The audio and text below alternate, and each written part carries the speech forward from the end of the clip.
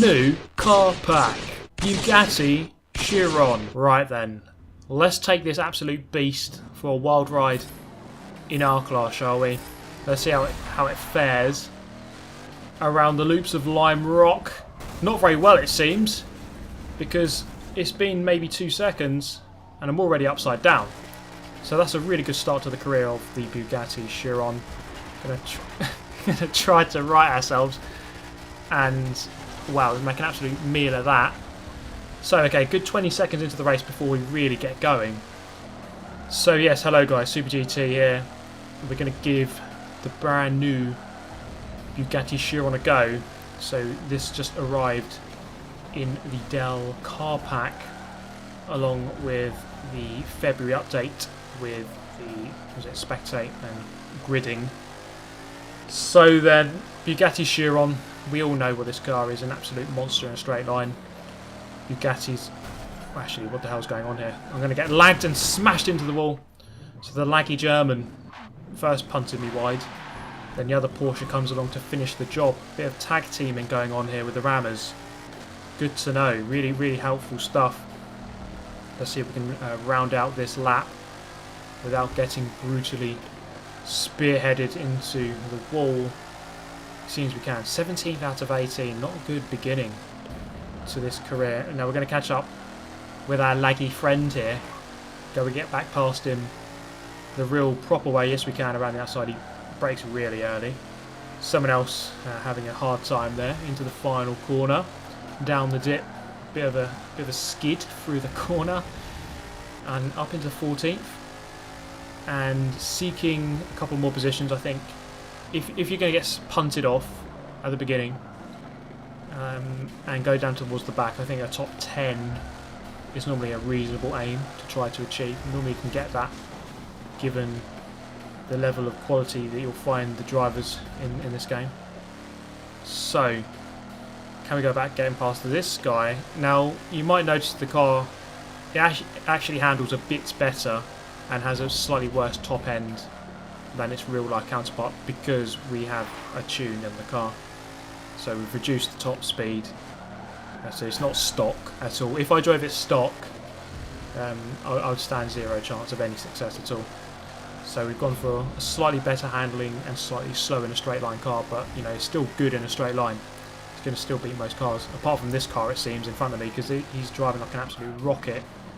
First corner, and he has no brakes, so I'm up the inside fairly comfortably into 13th position. Unlucky for some, hopefully not for me. We're going to try to catch up with these guys here. It's JSR Hysterical, who I haven't seen play this game too much, but he has made his presence known in this lobby, it seems. So up to 12, big drift onto the no-name straight and then up through the uphill. Going to take that nicely. A bit of grass on the exit into the next turn. A couple of cars just up ahead. McLaren P1 into the final corner. Can we go through here? Okay, yes we can. Onto the back straight. Sorry, onto the main straight. Sam Posey straight. Hysterical looking on just behind us. Porsche with some really weird kind of laggy move there, and I really can't figure out what the hell that was. So I'm just steering well clear. He's just driven off the circuit, so there's my chance to pounce up into 11th. Hysterical having a hard time getting past the McLaren, and I'm having a hard time driving through that corner. The McLaren here, again driving wide, so that's going to give me the initiative to go up into the top 10. And by the end of the race, I made the most of a couple of people who just basically crashed, and I wasn't going to finish the race. Yeah, so I just drove into that wall and just killed it. So there's my £2.5 million car just smashed into a wall. Hockenheim up next, off the line. A really good start from this car. This car has a really good launch, four-wheel drive system, of course. So that can count in his favour. Through the apex of 1, get punted on, but actually it was a really useful punt. It's not often that a punt is helpful, but this time it was. Kind of just pushed me free of the danger into the second corner. Late on the brakes, too late on the brakes, and I let a couple of people by. Bit of contact up ahead, and I just skimmed past the McLaren F1 Longtail. Very long car indeed, and I just about managed to get around it. So it looks like we're going to go 3 abreast nearly into the hairpin, not quite 2 abreast, and now it's going to become 3 abreast with the Lotus on the outside, sandwich wide, and I'll get about through there. Okay, McLaren F1 out of nowhere into the lead, EVR Huracan with the pink livery. So in second position, it's not going too badly at the moment. The thing I need really, any track with lots of straights, the more corners there are, the harder it will be, and the McLaren actually very wide there, so I'm into the lead. Somehow I am leading a race in this car. This probably shouldn't be happening. I really don't think this car is one of the best in the class. We will find out though. Final section of Hockenheim with 3 more laps to go once this one is complete. One strength I would say of this car is its ability to ride curbs. It does weigh 2 tons, 2,000 kilograms or 4,000 pounds if you use that currency of weight. So the McLaren just behind us into the first corner. Let's try to get that curve, actually miss it. It's a bit slow turning in, as you can imagine, from something that weighs as much as this. Into turn 2. We're going to go on the brakes a lot earlier than we did on the previous lap. And I'm just going to chop across, give him just about a car width from the inside. It's a strong move, but we've kept the lead here, and this is where I have to make the most of this car on the straights. The long straight here. I have no idea exactly where I'm braking here. I'm going in blind. I've gone fairly early and off the brakes a couple of times just to make sure that I didn't go in too early. And I get spearheaded from behind. This guy here is called Spearman. It wasn't actually him that did it. It was the guy in the 599XX behind, who I think spun out as a result. So now I'm mixing it with the big dogs, the McLarens, the Porsches. So these are the cars that seem to be the ones that you're going to want to use in our class. The GT1 cars, basically, they're the good ones. The McLaren, the Porsche, the Lotus. They seem to be the really fast cars. So a bit of a nudge there from Hysterical, but you know what? I'm just going to back out, let him go. It's not really worth fighting him and defending. He's going to get through with 2 1/4 laps remaining. It's just worthless defending against him. So we're going to try to do our best to keep up with these GT guys here. You can see all 4 of them streaming away there. It's not going to be likely because they are just by far and away the better cars in this class. Rounding out lap 2. On lap 4, so I was still in 5th position, got up to 4th though as a result of Huracan in the pink McLaren going very wide. So only half a lap here to go. Can we keep 4th position? Wouldn't be too bad a result in a lobby of 16. I think you'll find this is kind of the way things go normally. If you're using a subpar car, you will get beaten by a couple of people who are using good cars. I mean, I'm not saying that it's wrong to use good cars. Of course, it's a good thing. But if you're using a bad car, you're going to get beaten by someone who knows what they're doing, who is driving a fairly good car, as were the top 3 of this race. And so to finish 4th is a fairly good result. It's about as good as I could have got.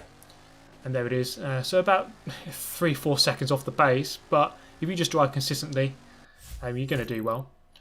And we did do that. Now, I can't explain what the hell's going on here. I'm trying to go through the menu, and there's just a load of cars in the way. And there's even more cars joining the party. And you can see here, I think it's an Aston Martin in front of us. And I can't even see the menu at all now. If you can explain this, then well done to you, because I certainly can't, and I'm just totally blocked in now. It's the first time. Oh, okay, we're back. Don't worry. Brands Hatch up next. Let's look forward to it. Let's look forward to the game crashing, and then eventually, once I did get going again, we find ourselves at Homestead, Miami, for the Speedway Circuit alternative. And you can see off the line, this car, as I said, a good launch with a 4-wheel drive system, straight from 3rd into 1st position. So the oval here you think would suit this car. We'll see if it does. It's not the full oval, so we do actually have to go into the infield section in just a moment. It's really hard to see at the moment. There's really nothing in the way of brake markers going into this corner, but I've judged it really nicely, if I may say so myself. Well, of course I may say so, I just did. So into the final little chicane, a tricky little one to get right here. You've got to be really patient for that second apex before you get on the gas. If you get on too early, you hit that oval at a really bad angle and it just messes you up big time. So 10 laps of wet, rainy misery around Homestead. But you know, Homestead is actually a cool track. It does come up a lot, I've noticed, but I do actually quite like this circuit. The configurations are fairly okay through here. So then, lap number 2 into the infield for the second time. Now I'm really just hoping for these guys behind to start fighting. It's not going to happen though. The GT cars are already on me, and I've just really got to make the most of this straight line speed on the oval section, and just hope that I can somehow defend against them through that infield. So that's kind of how this race is going to go. Of course, through this corner here though, so through the oval banking corner, it's going to be really tricky to keep them behind. I mean, the likes of the McLaren, someone just ghosted out there, 2 guys ghosted out. The likes of the McLaren especially, they had to just hold through that corner at full speed. I don't think I'll be able to match them through there. So then into the infield, still ahead, still in the lead. It would be really nice if I could win a race in this car. I don't think I can, because there are fairly good guys in this lobby in good cars. It might not be possible, but if we can do it, I think I've done a good job. So crossing the line, beginning of the 4th lap now. We're just 1/10 off my previous best on that lap, so that's a good sign. Consistent lapping. Now we have another back marker here. So as I said in many previous videos, actually the McLaren goes past. As I said, the short configurations do lead to back markers. This guy is just going to turn across. Brutal move at the NASCAR. He actually comes off worse, which is good news. I go wide as I was actually just watching the whole thing unfold without focusing on my braking point. So I've actually been overtaken now by the 2 GT guys. Go a little bit wide through there. So that kind of phased me, I think, because that little section there really wasn't a good one at all. So we're going to cross the line now to begin lap number 5. Can we do something about getting back past them? We can just check out how quick they are through this corner. You can see they just about can't hold. Actually, the McLaren very wide, makes a mistake into the wall. So it looks like Hurricane in that pink McLaren making plenty of mistakes. He may want a Hockenheim as well. So we've got a Chiron versus the Veyron now. Veyron taking a weird line, and I just completely blitzed that corner just to get back past him, just to make sure that he isn't going to punt me. It looks like Quattro there going very wide, and he does lose a lot of time. Nice rejoin there by the Audi. Almost got sideswiped, and if anything I've gained on that lap, mainly as a result of Quattro's mistake through that final sector. Or I say mistake, he might have got hit by that back mark I didn't quite see. We have another back mark here. How is he going to feature in this one? He's going to go for the punt, and he misses completely. Absolute idiot. And Quattro just gets through okay there into the infield for the 6th time. And just running the curb there, running the gauntlet of grip as I go really wide, and I'm playing with physics here. I really shouldn't really be doing that, not on a wet circuit. The curb doesn't really help you. Past the Audi once again. This is lap 8 now. Quattro got away quite easily, and then that was Hurricane up the inside easily. Goes a little bit wide, and I'm going to take the position back. Yes, I am, just about. So 2 more laps remaining after this one. This is rejoin of the century. Yeah, just come back at 90 degrees on the apex of the corner. Nice one. And I lose out big time. Perhaps should have seen it coming, but you know, oh well. 3rd position in the end. We crossed the line. There we go. So this was an interesting race. At least it was on lap 1 of 5. So 20% of this race was interesting. The remaining 80% was pretty crap. So I'll just show you the first part. So again, making the most of that amazing launch, straight into the lead. The cars are already queuing up to get past. So I'm just going to have to go defensive AF right now. It's Sonoma Raceway. The short configuration is to go straight on, then go right. This is actually a really nice circuit. I like this one. So doing okay so far, as long as I can just kind of hold my line, hit my braking points, and just make the car as wide as possible. I mean, it is a wide car. And through this kind of section here, as long as I just take the racing line, there's a little way that they can get through. So just taking the nice racing line. nothing too special, nothing too spectacular. As long as I hit my markers, then I'll be okay. Through here, I don't hit my marker. That guy kind of follows me very wide, and that's the ultimate team tactics there. You see the F4H Racers has gone through into the lead, so there's kind of a gamesmanship from the F4H team wall or team strategy as I kind of go wide and let the faster man through into the lead. So really good tactics there from the F4H boys to let the quicker F4H member go through into the lead. So they're all going to battle up ahead. You see there all the GT cars, the McLarens and the Porsches once again, and I'm doing my best to keep up, but you know, through these long winding corners with lots of direction changes, which there are on Sonoma, there's just no chance for a car as heavy as this to keep up. So I finished 5th, and yeah, there we go, 5th position in the end. F4H Racers winning the race. And we're going to round out this video once again at Homestead, this time with some nice dry weather. From pole position there actually, let's try to get that elusive victory, shall we? I've really got to make the most of that pole position. Just make a dash for it at the beginning and just hope. I'm just praying right now. Not that prayer does anything, but I'm just really hoping that these guys behind are just going to start fighting. A little bit of infighting will really help right now. We've got that Audi who's got through into 2nd place. Hopefully he can form a nice wall and just start blitzing everybody off the circuit. Basically be my rear gunner. Let's see if that transpires. Actually, F4H Racers ready through into 2nd, but he too is using the Bugatti Chiron. So whether or not he'll be able to make the most of that, we shall see. He is very quick, but in the same car, might be able to do okay. Now this is the kind of track that might just suit this car, because Homestead, at least this exact configuration, maybe not this section here, but the rest of the circuit is very point and squirt.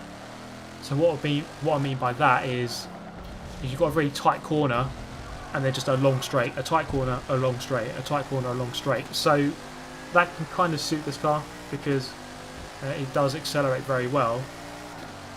What you don't want is Sonoma, where you've got lots of winding corners. Now that really doesn't suit this car at all. So we're going to do our best here to really make the most of the car's power. So you can drive slightly differently, take a wide line in for a straighter exit, so meaning that you can get on the throttle that a little bit earlier. So here are the little straights in the middle of the circuit. So braking a little bit too late. You can run slightly wide on the exit here. Maybe not quite that wide. You can run that wide if you want, but that was a little bit too wide. Probably lost a little bit of time there. Looking for the 200 board on the right hand side. There it is. It's the 2nd board on the wall. And down into 1st gear, a little bit wide, but we can cut back again for that straighter exit. And we can get onto the back straight nice and quickly here. So F4H Racers doing a nice job here of being my rear gunner. He a good 300-400 feet behind, actually no, about 700 feet behind. That gap will open up though, depending on where you are on the circuit. So that it will close up on this section here, but then as I go onto the main straight, it will open up once again as I'm on the throttle now, and they're still just going through the corner. So we have EVR Devil and EVR Quattro 3rd and 4th. I believe they're using the Porsche Strassen version GT1, so the street going version of the GT1 car, and we've seen it so far in the video, a very, very quick car in our class. So then the 3rd lap, this race is going fairly well so far. The victory could be coming to Super GT. We shall see. I have had lots of seconds. It's been a growing trend actually. You think I finished in 6th place a lot, but I think 2nd is the new 6th. If I'm honest, I've seen myself finish 2nd a lot recently, so fairly consistent through that section. Devil is now into 2nd place though, which doesn't bode well. F4H Racers couldn't quite keep him at bay for long enough. Onto the back straight then, taking it really nicely. Although Racers right on his tail there, as I just look behind, he might be able to get back past him into this final sector. Taking the apex really nicely. It's a lot easier to see in the daytime compared to the rain in the race we did a couple of moments ago. I mean, it's just a lot easier to see your braking points. So of course, I'm just looking for something to brake next to. So as I go through this fast kink to the left here, I'm braking just before the colour change on the tarmac. There it is. And we're going to hook up the apex beautifully. So that braking point really working for me. So I don't think Racers has quite got the initiative over EVR Devil. So he's actually going to start reeling me in now in that Porsche. So I'm just going to have to stick to my guns. Stick to those braking points that I am been using. I've been driving fairly consistently in this race so far. 1/10 up on our previous best for the first sector. Through this double sequence here really nicely. Then into the chicane, the hairpin at the bottom of the straight. Once again hitting that 200 board really consistently into the apex directly this time. I think overall that is a quicker way to take that corner. So with 1 lap remaining, or just over a lap remaining, you see as I just look behind there, Devil is catching up, and this is the section where he's going to catch up the most, I fear, with the tightest corners. Actually, I just saw a hint of proximity arrow. In fact, yes, it's growing orange now. So with 1 lap remaining, the race is growing on us, as I've kind of been left on my own for the first 4 laps, but on the 5th and final lap we have a bit of a challenge coming in from the EVR guys. EVR Quattro now into 3rd place, so we've got to watch out for him too. There he is already, is Devil. Around the outside you see just how much more grip he's got. Going clean around the outside of the Chiron in the Porsche there. Can I get back up the inside though, into the next corner? Not quite. The brakes just aren't quite good enough. The car is just so heavy. It just doesn't quite slow down as quick as I'd like. Although we perhaps have a chance down here, but straight line speed wise that Porsche is still very quick, even against the Bugatti Chiron. So that Porsche, in fact I'd say the straight line speed is about the same as this car. It just simply handles so much better and has better brakes. So in fact you see just how much he's pulling away there already. So I was just, maybe, I don't know, if I could have just gained another 2 seconds, if he could have just been involved in one little more incident on that first lap, I might have had a victory. But in this race here, it was going to be a 2nd place all along. So we're going to cross the line with Quattro right on our tail there, and Racers in 4th, also in a Chiron, interestingly. So there we go. That is the final result. Not quite able to win a race, but the Chiron seems to be not as bad as you'd think. Not too bad at all. I probably won't ever drive it again though. It is an absolute monster and a hell to drive. It is just too heavy, really. But that's it. I hope you enjoyed, guys. Do smash the like button if you did. And obviously if you're new to the channel, then do smash the subscribe button. I hope to see you in the next one. As always, thank you very much for watching. Goodbye. Listen.